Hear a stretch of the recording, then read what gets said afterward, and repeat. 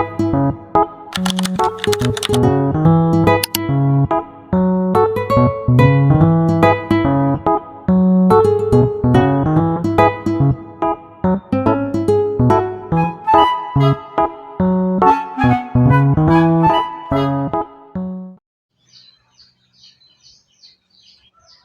araw mga bata.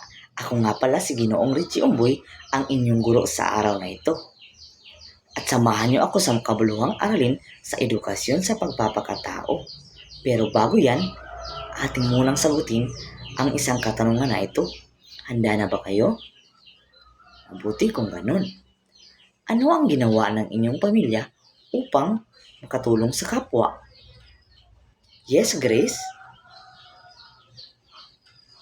Mabuti kung ganun, dahil ang pamilya ni Grace ay tumulong sa pamamagitan ng pagbigay ng pagkain. Sino pa? Yes, Ameline? Mabuti naman kung ganun, dahil ang pamilya ni Ameline ay tumulong sa pamamagitan ng pagbigay ng tubig sa nauuhaw. Magaling, dahil ang iyong pamilya ay tumulong sa kapwa. Ngayon, ating tuklasin kung ano ang tungkulin ng pamilya sa kapwa at kung paano ito nagiging daan sa pagmamalasakit at pagkakaisa ng bawat tao. Pero bago yan, ating munang alamin kung ano ang dapat niyong matutunan sa araw na ito. Una, natutukoy ang mga tungkulin ng pamilya sa kapwa. Pangalawa, nagagawa ang mga tungkulin ng pamilya sa kapwa. Pangatlo, na ipapaliwanag ang kahalagahan ng pagtukoy ng tungkulin ng pamilya sa kapwa. Naintindihan niyo ba mga bata? Mabuti naman kung ganun. Ngayon, ating alamin kung ano ang mga tungkulin ng pamilya sa kapwa. Ang pamilya ay may mahalagang tungkulin sa kapwa. Isa sa pangunahing tungkulin nito ay ang paglilingkod at pagtulong sa kapwa. Mga bata, ang paglilingkod at pagtulong sa kapwa ay mahalaga dahil ito ay nagbibigay ng magandang relasyon sa kapwa. Ito ay nagbibigay ng magandang ugnayan sa kanila. May tanong ako sa inyo mga bata. Nakakita na ba kayo ng may tumulong na tao? Mabuti kung ganun. Ano kaya ang nararamdaman ng isang tao kapag tumulong sa iba? Yes, Grace? Tama. Magaan sa kalooban. Sino pa? Yes, Ameline? Ano nakita mo? Nakita ka ng? Tama, tinulungan niya yung babae na makatawid sa daanan. Ano kaya ang naramdaman ng isang bata na tumulong sa isang babae na makatawid sa daanan? Mabuti kung ganun. Ang nafe-feel niya ay masaya dahil nakatulong siya sa ibang tao. Ano pa? Yes, Kitty? Mabuti kung ganun. Dahil nakita mo yung lulo mo na nadapa at tinulungan mo. Masaya di ba kapag nakatulong tayo sa ibang tao? Lalong-lalo na sa nangangailangan. Mga bata, ang pagtulong sa iba ay maganda dahil mas masaya. Mga bata, nandito ang mga halimbawa ng tungkulin ng pamilya sa kapwa. Una, magbigay ng pagkain sa nangangailangan. Mga bata, mahalaga ang pagbigay ng pagkain sa nangangailangan dahil mas mabuti yun dahil nagkakaroon tayo ng magandang ugnayan sa ibang tao kapag nagbigay tayo sa kanila kapag sila ay nangangailangan. Dahil kapag nangangailangan din tayo, bibigyan rin din tayo nila ng pagkain o anuman dahil mabuti tayo sa kanila. May alam ba kayo kung sino o may kakilala ba kayo kung nakapagbigay na siya ng tulong sa ibang tao o sinong nangangailangan? Yes, Kisha. Magaling dahil sabi ni Kisha, yung papa raw niya nakatulong sa pamagitan ng pagtulong sa nasunugan dahil yung nasunugan daw ay nangangailangan sila ng tubig upang mawala yung apoy. Tama. Pangalawa, nakikiramay sa pumanaw na mahal sa buhay. Mahalaga din ito, isa rin itong tungkulin ng pamilya upang makatulong sa ibang tao, yung pakikiramay sa ibang tao, dahil ito ay isang tungkulin ng pamilya upang sa relasyon ng iba.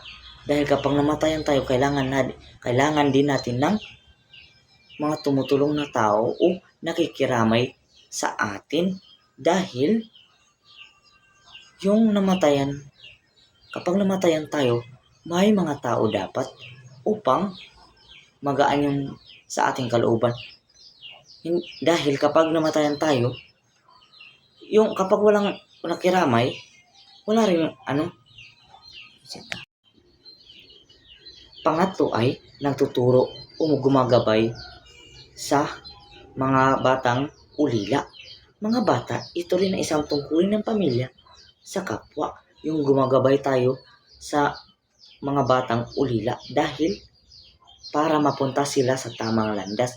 Bigyan natin sila ng advice upang mapunta sila sa tamang daan. Hindi sila mapariwara kung saan-saan sila pumupunta. Baka kung ano mangyari sila sa kanila at kapag hindi natin sila binigyan ng advice. Maganda mga bata, o isang tungkulin rin ito ng pamilya para mas mabigyan natin yung mga ulila ng tamang gabay kung saan sila pupunta o kung ano yung dapat nilang gawin upang mapunta sila sa tamang landas. Mabuti yun na ginagabay natin sila dahil baka kung ano ang mangyari sa kanila, baka tayo rin ang masisi, di ba?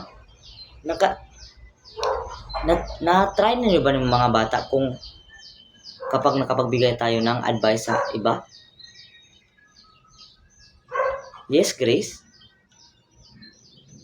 Magaling. Dahil sabi ni Grace, binigyan na ng advice yung kanyang kaibigan na wag na magbully dahil masama yun. Tama. Mabuti yung ginawa ni Grace. Sino pa? Yes, Kitty? Magaling. Dahil sabi ni Kitty, binigyan din ng advice yung kanyang ate na wag na daw siyang awayin dahil masama yun. Tama yung ginawa ni Kitty. Ngayon, may gagawin tayo.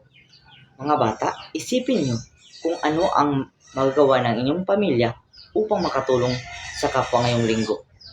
Ilagay lang ang inyong sagot sa isang buong papel at bibigyan ko lang kayo ng 5 minuto. Tapos na ba kayong mga bata? Mabuti kung ganon. Ngayon, magkakaroon tayo ng isang aktibidad. Ang gawain na ito, ang pinamagatang quotation ko, sagot nyo. Ang gagawin nyo ay tutukuyin nyo ang quote kung ito ba ay tumutukoy sa tungkulin ng pamilya at kung hindi naman, ilagay naman sa hindi ito tumutukoy. Handa na ba kayo? Mabuti kung ganun. Una, ang pamilya ay may mahalagang tungkulin sa kapwa.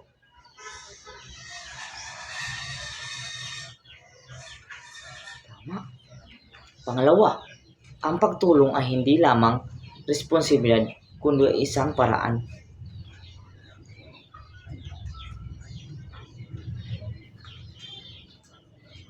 Okay, magaling.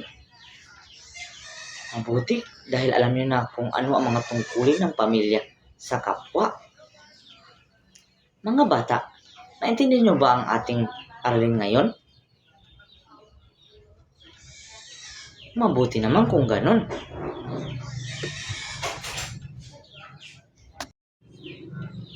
Mga bata, ano ang natutunan niyo sa araw na ito? Yes, Ivy? Tungkol sa tungkulin ng pamilya sa kapwa. Magaling. Bigyan ng 5 palakpak si Ivy. Ano ang mga halimbawa ng tungkulin ng pamilya sa kapwa? Yes, Sansol.